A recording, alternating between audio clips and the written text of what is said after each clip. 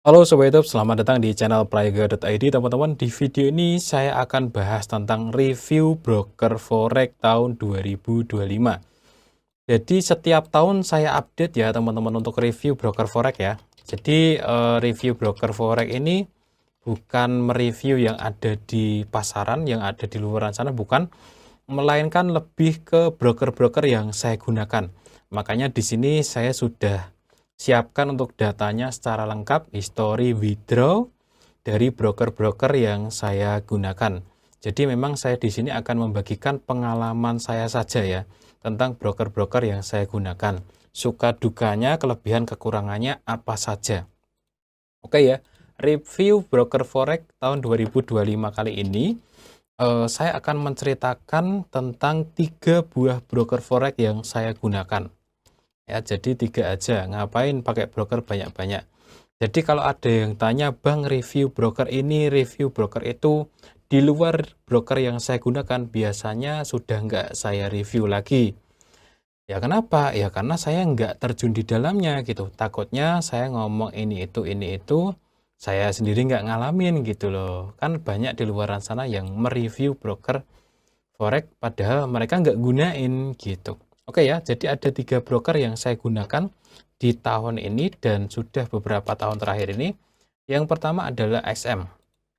Ini adalah salah satu broker forex yang saya gunakan dan sponsor dari banyak video ya di channel ini ataupun channel saya sebelah itu kan XM. Saya terima sponsor dari XM karena memang ya brokernya aman gitu. Jadi ya untungnya ya tambah untung lagi kan pakai broker yang aman, disponsorin broker yang aman, jadi saya berani gitu. Kalau brokernya nggak aman ya saya nggak berani. Nah ini adalah histori penarikan saya dalam 2 tahun terakhir dari tahun 2023 sampai 2025. Lumayan banyak dan terbukti lancar teman-teman ya. WD ya lancar teman-teman. Tapi WD ini nggak bisa di hari libur seperti Sabtu Minggu ya. Kalau saya WD biasanya Senin siang, maksimal Kamis malam. Nah untuk withdraw lancar nih. Sekali withdraw ada yang 4.000, ada yang 4.000 ya. Kemudian ada yang 4.000 lagi.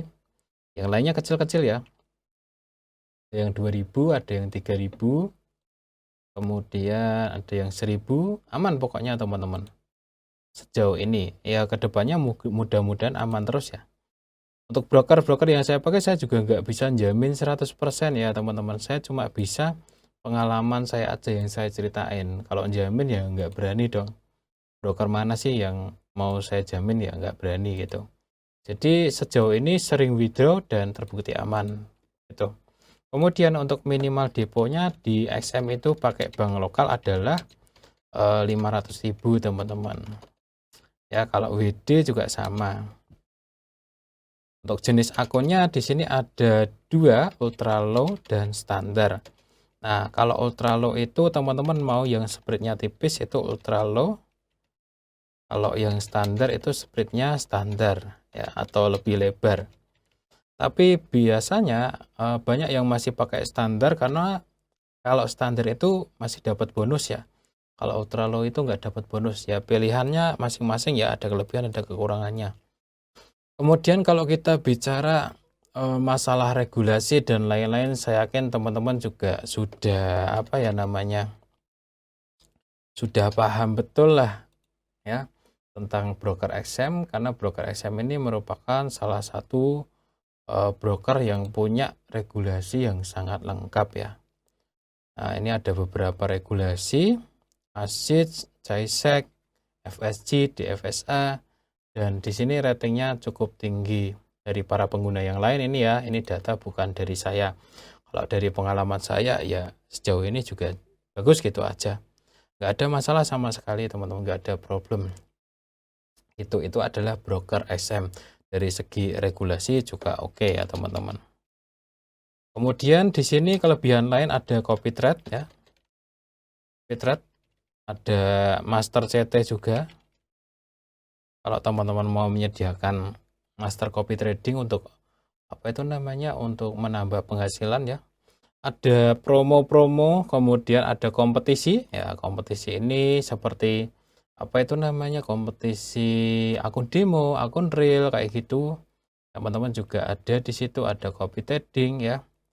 Nah, teman-teman bisa ikutin. Promonya lumayan banyak ya, seperti apa itu namanya, bonus deposit ya, kemudian ada merujuk teman, kemudian ada edukasi ya, lengkap teman-teman edukasinya juga. Itu untuk broker XM. Jadi kalau ada pertanyaan silahkan tanyakan ya.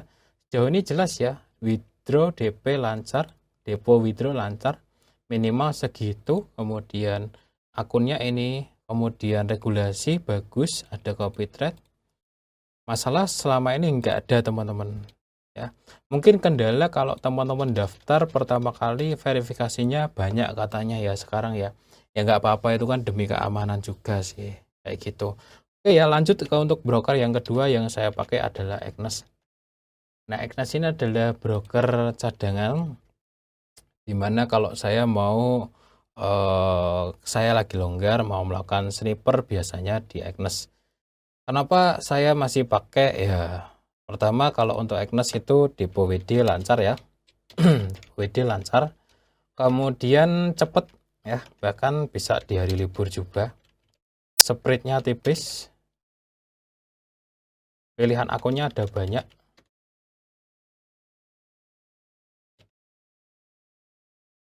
Ya, di sini teman-teman. Kenapa masih saya pakai Agnes? Karena spreadnya tipis. Saya sering sniper di situ. Nah, cuman ya karena candle Agnes ini kekurangannya candlenya beda sendiri. Jadi yang saya nggak mau trading terlalu gede. Jadi yang paling gede saya tetap di XM seperti itu. Kalau untuk $1.000 ke bawah kayak gitu di Agnes it's okay lah. Jauh ini juga masih lancar sih. Nah, ini ada withdraw kemarin terakhir $1.000-an ya, karena kan dari kecil-kecil sebenarnya. Ya, dari kecil-kecil baru saya withdraw seperti itu. Ada withdraw 1.000 lancar, 1.600 lancar, 400 juga lancar. Kemudian $500 lancar. Ya, ini ada 1.000 lagi kemarin. Ya, $1.000, $1.000, $1.000 lancar. Nah, ini pernah ditolak dulu withdraw di Agnes karena apa ya, ganti itu teman-teman, ganti nomor handphone. Aduh, itu pernah ada cerita sedikit ya, ganti 0 HP. Jadi nomor 0 HP saya hilang, 0 HP nomor HP saya dulu hilang, kontak CS, jadi nggak bisa withdraw, ditolak. Akhirnya saya kontak CS, saya verifikasi, saya selfie dan lain-lain, akhirnya bisa. Jadi sempat ada kendala di situ, akhirnya lancar lagi teman-teman. Kalau XM nggak pernah ada kendala kayak gini ya. Itu teman-teman ya.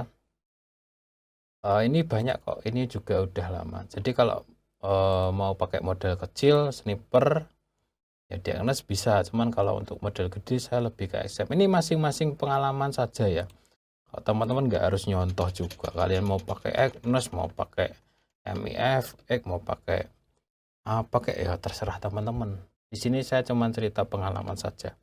Oke ya, lanjut untuk yang ketiga adalah broker FBS. Nah, ini saya masih sering withdraw, cuman kecil-kecil kalau untuk FBS. Ini ada withdraw terakhir $400, 290, 100, ratusan lah, $500 ya. Kemudian ya sering ya teman-teman, cuman kecil-kecil. Kadang saya dapat affiliate kalau FBS tuh, kemudian apa itu namanya, iseng-iseng tradingan ya, kayak gitu. Nah, ini pernah ada kisah kalau di FBS itu pernah ditolak penarikan. Itu karena ini teman-teman ya, FBS itu depo WD satu arah. Memang ini bagus juga. Jadi saya dulu pernah gara-gara depo pakai TRC atau USDT ya.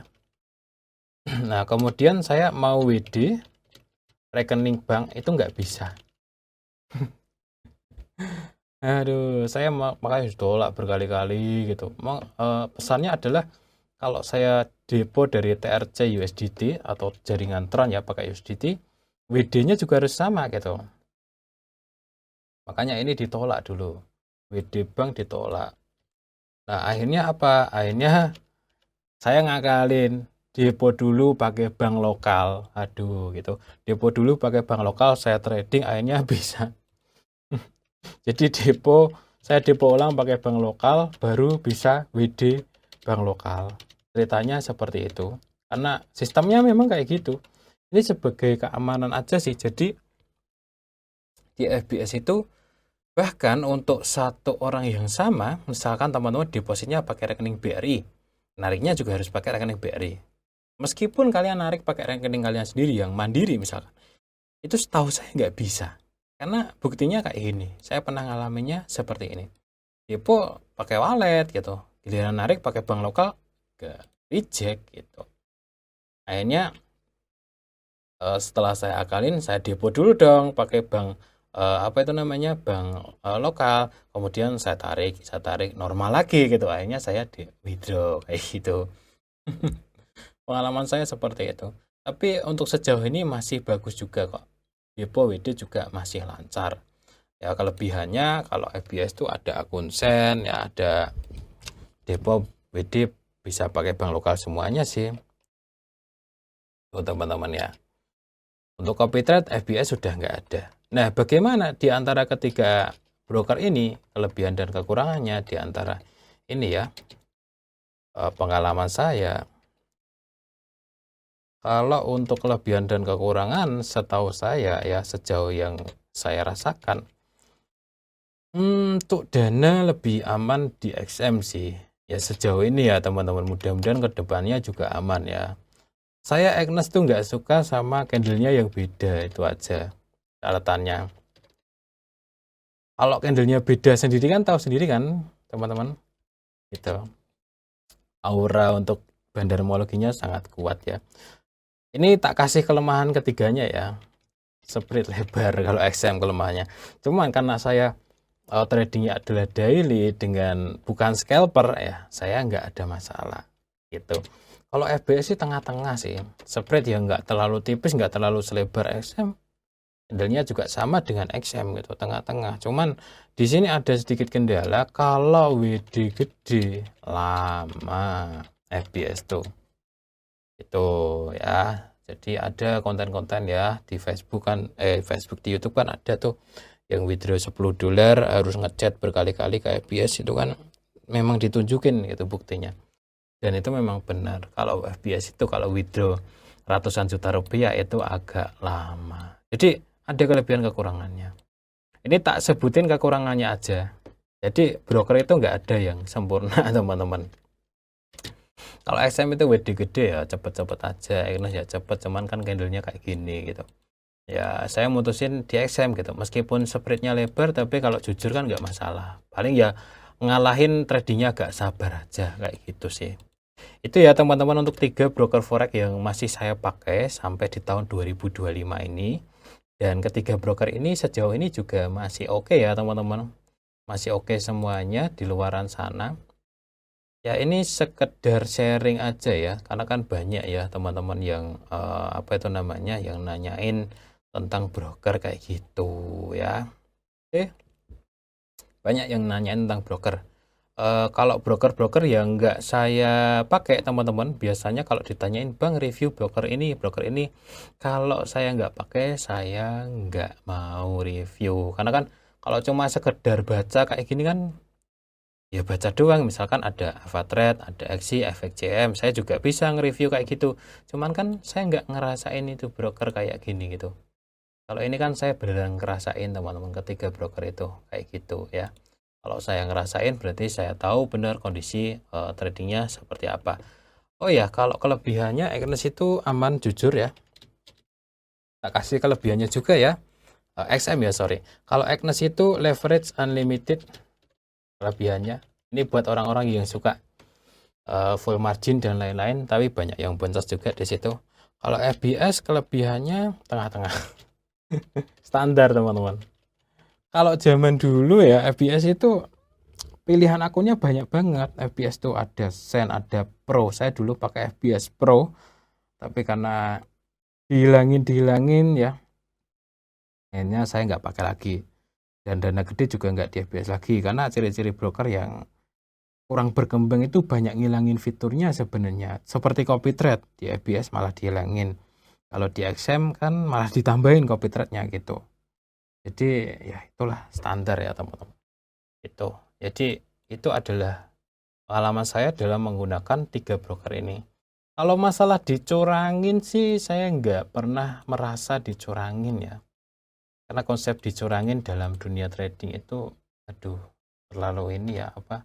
Saya lebih ke suka ngoreksi diri sendiri sih daripada nyalahin candle. Kan ada ya orang yang kena stop loss itu dia mikir kalau dia dicurangin. Kalau saya kalau kena stop loss itu saya mikir, oh ya udah berarti ada yang salah dengan cara saya trading. Jadi saya terus melakukan perbaikan ya. Makanya dulu kalau teman-teman lihat video-video saya ya, apa itu namanya? Video-video saya dulu itu tradingnya pakai time frame yang beda, H1, M30 kayak gitu, video-video lama ya. Akhirnya apa? Sering kena stop loss ya. Akhirnya saya koreksi, akhirnya berubah sekarang jadi H4 plus D1. Jadi saya lebih ke mengkoreksi kesalahan gitu daripada ngira brokernya stop loss hunter dan lain sebagainya kayak gitu. Jadi kalau ditanya apakah saya pernah dicurangin broker, enggak pernah. Gitu. Paling saya sendiri aja yang nggak bisa trading gitu. Ya itu mungkin terlalu prasangka baik atau gimana gitu. Tapi nyatanya nggak ada manfaatnya juga gitu nuduh broker yang aneh-aneh. Itu teman-teman. Kemudian kalau masalah cancel withdraw. Nah, ditolak withdraw. Ditolak withdraw itu di ketiga broker itu ada kasus yang sama ya. Baik itu XM, Agnes, FBS. Tapi saya sendiri belum pernah ngalamin. Tapi setelah saya baca itu banyak yang melanggar aturan. Kalau ditolak withdrawnya. Itu yang benar-benar melanggar ya. Nah, melanggar aturan ini adalah biasanya itu arbitrase atau arbitrase. Dimana memang sengaja bikin 2 akun ya, yang biasanya satu buy, satu sell, itu gede-gede semuanya lotnya. Kayak gitu terus, itu biasanya kena. Itu ya, ditolak WD-nya karena melanggar aturan. Yang kedua, kesalahan data. Dimana harus melampirkan data ulang. Ya. Itu terjadi baik itu di Agnes, XM maupun FBS ya. Saya pernah dengar-dengar seperti itu ya. Kalau yang profit banyak banget terus di cancel itu malah di broker lain. Itu di Okta Efek ya. Itu profit banyak cancel. Itu di Okta Efek. Itu kalau di sini kayaknya belum pernah ya. Aduh, saya juga kadang-kadang kalau ada yang komen tentang broker, terutama untuk menjelek-jelekan broker, saya kadang juga bingung gitu. Orang saya pakai kok aman-aman aja gitu. Kok ada yang jelek-jelekin? Kadang saya berpikir, apakah yang komen ini adalah orang broker lokal, orang broker sebelah kayak gitu. Saya juga nggak tahu gitu. Cuman yang saya alami adalah aman gitu, nggak ada masalah sama sekali, withdrawnya juga lancar terus gitu. Jadi kayak gitu. Jadi kalau komen-komen di YouTube itu ya nggak sepenuhnya saya percaya kalau masalah jelek-jelekin kayak gitu ya. Ya cuman kalau ya contoh kayak gini nih, ini ada apa itu namanya nyesel pakai XM dan lain-lain dijelasin panjang kayak gitu. Ya nggak tahu gitu apakah dia beneran nyesel pakai SM ataukah ya orang broker lain gitu. Ada yang jelek-jelekin Agnes ya, apakah dia beneran ngalamin ataukah ini, jadi agak bingung juga. Tapi sejauh saya, pengalaman saya tentang ketiga broker ini masih aman kayak gitu ya. Itu kalau teman-teman yang masih pemula kan biasanya pengen denger sesuatu yang real kan. Nah ini yang saya ceritain real apa adanya, kelebihannya ada, kekurangannya ada kayak gitu.